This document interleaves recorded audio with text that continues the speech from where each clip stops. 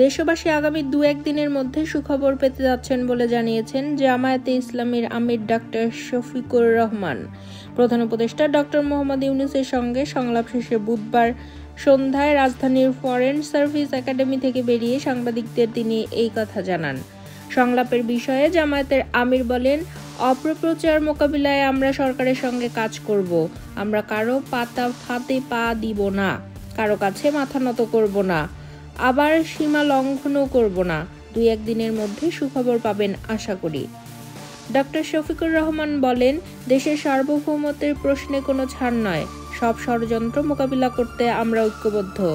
সরকার যাতে যৌক্তিক সিদ্ধান্ত নেয় সেটার জন্য আমরা সহযোগিতা করব। তিনি আরও বলেন, জাতীয় ঐক্যের ভিত্তিতে বিজয় এসেছে। চলমান ষড়যন্ত্র আমরা ঐক্যবদ্ধভাবে মোকাবিলা করব। দেশি বিদেশি গণমাধ্যমকে কাজে লাগিয়ে প্রোপাগান্ডার বিরুদ্ধে লড়তে হবে।